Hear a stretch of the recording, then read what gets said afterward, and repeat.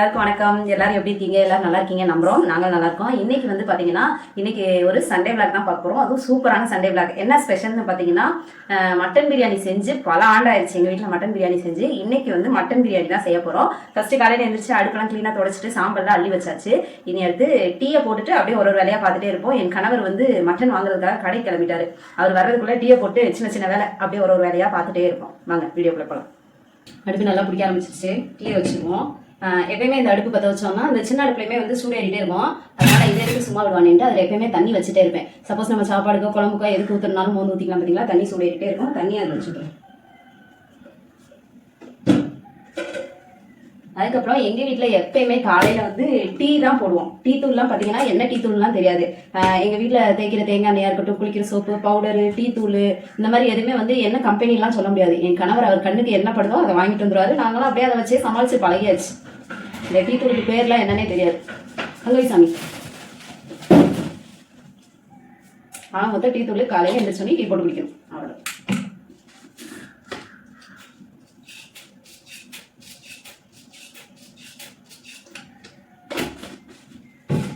அப்படியே அவர் வர்றதுக்குள்ள வெங்காயத்தை கட் பண்ணி வச்சுவோம். வெங்காயம், இஞ்சி பூண்டு பேஸ்ட், அந்த சின்ன சின்னதாக நம்ம செய்ய வேண்டிய வேலையெல்லாம் செஞ்சுட்டே இருக்கும்.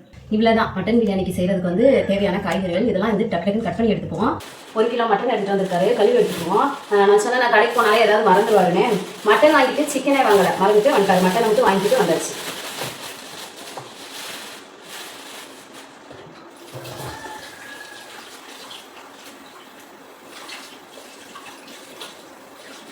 டீ ரெடி ஆயிடுச்சுப்பா. டீ இறக்கியாச்சு. மட்டன் பிரியாணிக்கு தேவை. ஃபர்ஸ்ட் வெங்காயத்தை வந்து பொரிச்சு எடுத்துக்கணும்.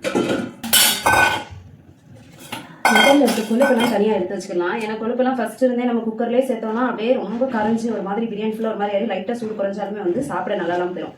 அதனால மட்டனை வந்து லாஸ்ட்டாக நம்ம தம் போடும்போது சேர்த்துக்கிட்டாலே போதும், நல்லாவே வெந்துடும். நம்ம குழம்பு வைக்கலாம்னு நினைக்கிற அன்னைக்கு இந்த மட்டனில் பார்த்தா கொழுப்பு கிழுப்பு எதுவுமே இருக்காது, வெறும் கறியாக இருக்கும். இன்னைக்கு பிரியாணிக்கு ஆச்சுவோன்னு பார்க்கும்போது கொழுப்பு அவ்வளோ அதிகமாக இருக்கு. மட்டன் வந்து குக்கரில் வேக வச்சு எடுத்துக்கலாம். அதனால கறியெல்லாம் குக்கரில் சேர்த்துட்டு தேவையான மசாலாலாம் சேர்த்து தட்டி ரெட் சில்லி பவுடர், மஞ்சள் தூள், கரம் மசாலா, மிளகுத்தூள், தேவையான அளவு உப்பு சேர்த்துக்கலாம். அதுக்கப்புறம் நம்ம அரைச்சி வச்சிருக்க இஞ்சி பூண்டு பச்சை மிளகா 3 சேர்த்து அரைச்சிருக்கோம் பார்த்தீங்களா, அதை பெசரிட்டு அதுக்கப்புறமா தயிர் சேர்த்துக்கலாம். வெங்காயத்தையும் போட்டு பொரிச்சு எடுத்துப்போம். அவ்வளோதான். ஒரு மீடியம் சைஸ் வெங்காயம் ஃபுல்லாக போட்டு பொரிச்சு எடுத்துக்கலாம். அதில் பாதியை வந்து நம்ம மட்டன் கூட சேர்த்து வேக வச்சுட்டு மீதி பாதியை வந்து நம்ம தம் போடும்போது லாஸ்ட்டாக போட்டுக்கலாம். வெங்காயம் கொஞ்சம் லைட்டாக சிறந்து வர டைம் தான். இது கூட வந்து கொஞ்சமாக முந்திரியும் சேர்த்துக்கணும். கொஞ்சம் நல்லா சிறந்து வந்துருச்சு.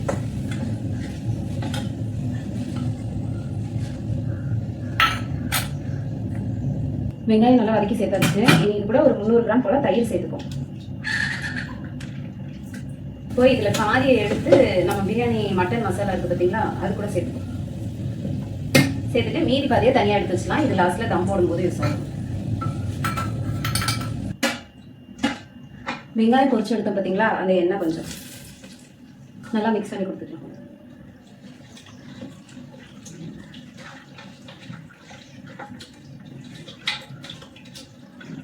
அவ்வளோதான், எல்லாம் நல்லா மிக்ஸ் பண்ணியாச்சு.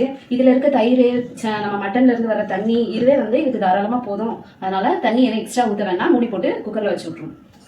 இந்த மட்டன் கூடயே நம்ம தோல் சீவி வச்சிருக்கேன் இந்த 4 உருளைக்கிழங்கையும் போட்டுக்கலாம். இதோ சேர்த்து வெந்து வரட்டும்.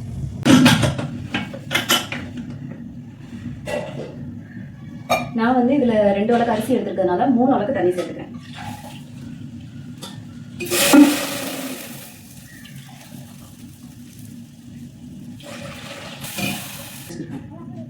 பிரியாணி இலை, பட்டை, இது ஸ்டாரு, அதுக்கப்புறம் இதுக்கு பேர் டக்குன்னு ஞாபகம் வர மாட்டேங்குது, கிராம்பு, ஏலக்காய், சின்ன ஜீரகம் கொஞ்சம் சேர்த்து 1/2 லெமன் வந்து புழிஞ்சுக்கிட்டு, கொஞ்சமாக மல்லி, கொஞ்சோன்னு புதினா. இது 2 வெந்து வரட்டும். ஒரு வேளை போய் அந்த மனுஷன் சிக்கனை வாங்கிட்டு வந்துட்டாரு. நம்ம சிக்கனுக்கும் டக்கு மசாலா தேய்ச்சி வச்சுக்கலாம். சிக்கன் வந்து இன்னைக்கு காலையில் ஒரு நேரத்துக்கு தான் பொரிக்க போகிறேன். ஏன்னா அதுக்கப்புறம் பார்த்தீங்கன்னா மட்டன் பிரியாணியே இருக்கும், அதை வச்சு சமாளிச்சிடலாம். ஏன்னா ஒரே நேரத்தில் ஒரே நாளில் எல்லாத்தையுமே சாப்பிட மாட்டோம். காலையில் ஒரு நேரத்துக்கு கூட பொரிச்சிட்டு மீதி சிக்கனை வந்து ஃப்ரீசரில் வச்சுட்டு நாளைக்கு ஏதாவது அந்த சிக்கன் மிச்சம் மீதி இருக்க சிக்கனை வச்சு ஏதாவது ஒரு புது டிஷ் ஏதாவது ஒன்று புது ரெசிபி செஞ்சு சாப்பிட்றது. அதான் வழக்கம் எங்கள் வீட்டில். எப்பயுமே ஞாயிற்றுக்கிழமை நான்வெஜ் எடுத்தாலே அது மறுநாள் திங்கக்கிழமை வச்சு வேறு ஏதாவது ஒன்று புதுசாக செஞ்சு ஃப்ரைட் ரைஸோ ஷவர்மா அந்த மாதிரி ஏதாவது ஒன்று செய்வோம். நாளைக்கு மீதத்தை பார்க்கலாம். இப்போ வாங்க டக்குன்னு சிக்கனை கழுவிட்டு மசாலா போட்டு மசாலா தேய்ச்சி வச்சுட்டு வந்துடலாம். இந்த தானா? ஆமாம், மணக்குதா? கன்ஃபார்மாக தெரியுமாயா? பிரியாணி மல்லித்தலை வாசனை வருது. அதுதான் இதில் ஏதோ பூ மாதிரி வேற பூத்து நிற்கிது. அதில் முள்ளு மாதிரிலாம் இருக்காது. இது ஏதோ ரம்ப இலையா பிரியாணிக்கு சேர்ப்பாங்களாம். போன தடவை எப்பயுமே மழைக்காலம் வந்துச்சுன்னா இதுக்குலாம் சரியாக இருக்கும். அப்போ க்ளீன் பண்ண வந்தானே வந்து அப்போ நல்லா பெருசு பெருசாக வந்துருந்துச்சு நிறையா. இதை மட்டும் வெட்டாமல்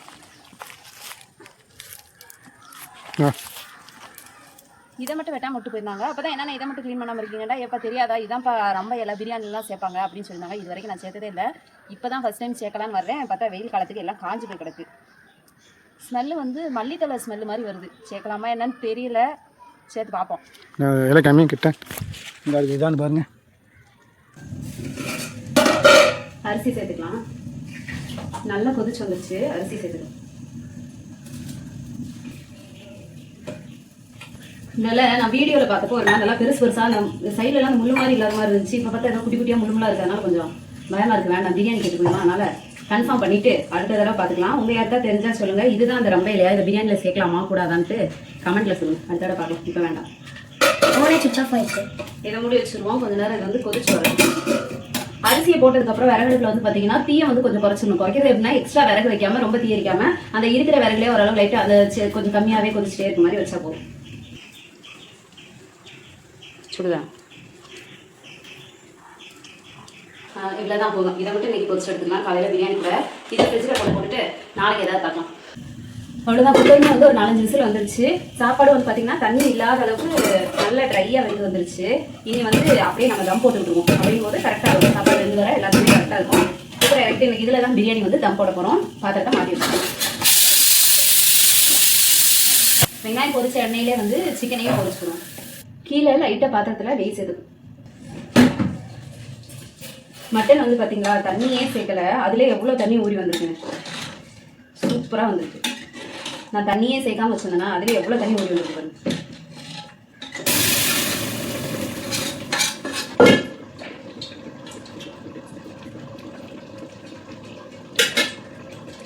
இது லைட்டாக கொதி வந்ததுக்கப்புறம் நல்லா சூடாயிடுச்சா கீழே வந்து ஒரு தோசைக்கல் வச்சுக்கலாம்.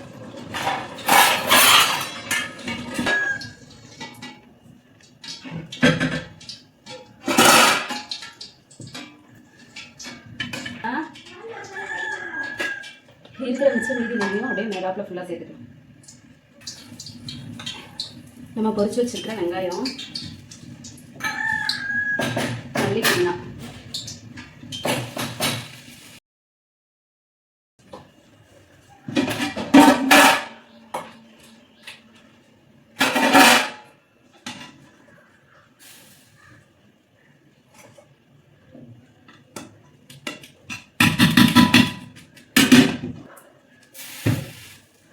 அவ்வளோதான்ப்பா தம் போட்டாச்சு.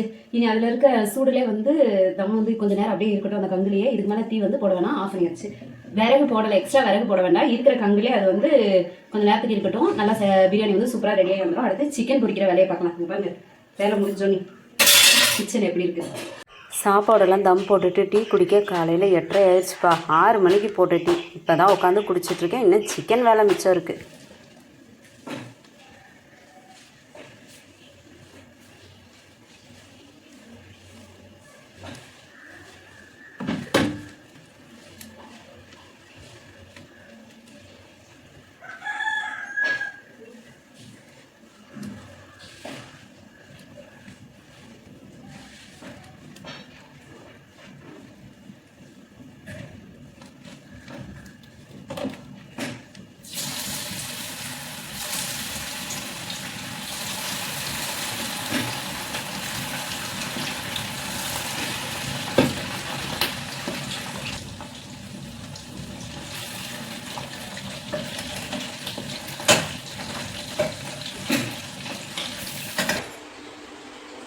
சாரா டைம் ஆச்சு, போ அம்மா பார்த்துக்கிறேன். நீ கிளம்பு டக்குன்னு. இன்னைக்கு 9:30க்குலாம் வரும் டான்ஸ் கிளாஸ்ல இன்னைக்கு பரிச்சை இருக்குது ஞாபகம் இருக்கா? என்ன கேட்க போறாங்களா நீ என்ன சொல்ல போறியா தெரியல. சிக்கனே பொரிச்சு எடுத்தாச்சு அவ்வளோதான். காலையில் சமையல் முடிஞ்சிச்சு. இன்னைக்கு பிரியாணி தான் எப்படி வந்திருக்குன்னு தெரியல. நான் என்ன செஞ்சுட்டேன், கொழுப்பெல்லாம் ஃபஸ்ட்டே தனியாக எடுத்து வச்சுருந்தேன் கவனிச்சிங்களா? அதை வந்து போடுறதுக்கே மறந்துட்டு அதுக்கப்புறம் தம்லாம் போடுறதுக்கப்புறம் மறுபடியும் திறந்து எடுத்து கொஞ்சம் சோறை கிண்டி கிளறி உள்ளே சேர்த்து வச்சிருக்கேன். வெந்திருக்கா வேகலையான்னு தெரியல, திறந்து பார்த்தா தான் தெரியும்.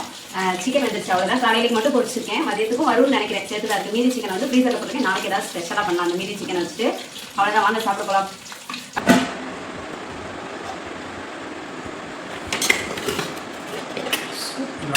வெந்துருச்சு, ஆனா மசாலா பிடிக்கல. லாஸ்ட்ல சேர்த்தமா நல்லா வெந்துருச்சு, மசாலா பிடிக்கல.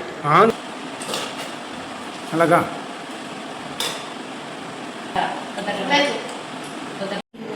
இன்றைக்கி சாராக்கு டான்ஸ் கிளாஸில் வந்து எப்படின்னா ப்ராக்டிகல்ஸ் மாதிரி அவங்க சொல்கிற ஸ்டெப்பை வந்து போட்டு காமிக்கணும், அவங்க கேட்குற கொஸ்டினுக்கு ஆன்சர் பண்ணணும். அதுக்கு வீட்டிலேருந்தே அக்காவும் தம்பியும் ப்ராக்டிஸ் எடுத்துகிட்டே இருந்தாங்க. சரின்னு சொல்லிட்டு டைம் ஆச்சுன்னா அவசர அவசரமாக அங்கே கூட்டிகிட்டு போய் பேரண்ட்ஸ் எல்லாம் கூட்டிகிட்டு போய் கீழே ஒரு ரூமில் அடைச்சிட்டாங்க. அடைச்சிட்டு ரெண்டு பிள்ளைங்களா கூப்பிட்டு வச்சுட்டு ஸ்பெஷல் கெஸ்ட் வந்து மார்க் வேறு போட்டுருந்தாங்க. முடிச்சுட்டு 2 மணி ஆயிடுச்சு. வீட்டுக்கு வரும்போது கிளைமேட்டு செம்ம சூப்பராக இருந்துச்சு. அப்புறம் இந்த கிரவுண்டில் பார்த்தீங்கன்னா எப்போவுமே ஏப்ரல் மேல இந்த மாதிரி எக்ஸ்போ போடுவாங்க. நாங்களும் ரொம்ப வெயிட்டிங்கில் இருக்கோம். வீட்டுக்கு அவ்வளோதாங்க. டான்ஸ் கிளாஸ்லாம் போய் முடிச்சுட்டு வந்தாச்சு. அங்கே வந்து மார்க் போட்டு வச்சுருக்காங்க. அடுத்த வாரம் போனால் தான் என்ன ரிசல்ட்டுன்னு சொல்லி தெரியும், பாப்பா எவ்வளோ மார்க் எடுத்திருக்கான்னு. நாங்கள் 2 மணிக்கெலாம் வந்தாச்சு. வந்துட்டு எப்பயுமே பார்த்தீங்கன்னா ஒரு கிட்ட தூரமாக இருந்தாலுமே எங்கேயுமே போயிட்டு வந்தாலே அது ஒரு அலைச்சல் மாதிரி தான் இருக்கும். அதனால கொஞ்சம் நேரம் ஆயிடுச்சு. இப்போ மறுபடியும் சாயங்காலம் 4 மணி ஆயிடுச்சு. மறுபடியும் அடுப்பு பற்ற வச்சு டீயிலேருந்து ஸ்டார்ட் பண்ணியாச்சு. இனி பாத்திரம் கழுவுறது, வீடை ஒதுங்க வைக்கிறது, அப்படி இப்படின்னு வேலை ஓடிடும். நைட்டுக்கு பெருசாக ஸ்பெஷல்லாம் ஒன்றும் பண்ண மாட்டேன். டக்குன்னு ஒரு ரவையை கூட கிண்டி கூட முடிச்சு விட்டுக்குருவோம். அவ்வளோதான். இவ்வளோ நேரம் இந்த வீடியோவை ஃபுல்லாக பொறுமையாக பார்த்துருந்தீங்கன்னா உங்களை மாதிரி பொறுமைசாலி இந்த உலகத்தில் யாருமே இருக்க மாட்டீங்கன்னு நினைக்கிறேன். ரொம்ப நன்றி. இந்த வீடியோ உங்களுக்கு பிடிச்சிருந்துச்சுன்னா மறக்காமல் நம்ம சேனலை சப்ஸ்கிரைப் பண்ணுங்கள், சப்போர்ட் பண்ணுங்கள். இதில் உங்களுக்கு ஏதாவது டவுட் இருந்தாலோ கீழே கமெண்ட்டில் கேளுங்க. வீடியோ பிடிச்சிருந்துச்சா பிடிக்கலையா, இல்லை இதில் ஏதாவது நாங்கள் மாற்றிக்கிறணும் அப்படின்ற மாதிரி இருந்துச்சுனாலும் கமெண்ட்டில் சொல்லுங்கள். கண்டிப்பாக நாங்கள் மாற்றிக்கிறோம். மீண்டும் அடுத்த ஒரு வீடியோவில் பார்க்கலாம். அனைவருக்கும் நன்றி.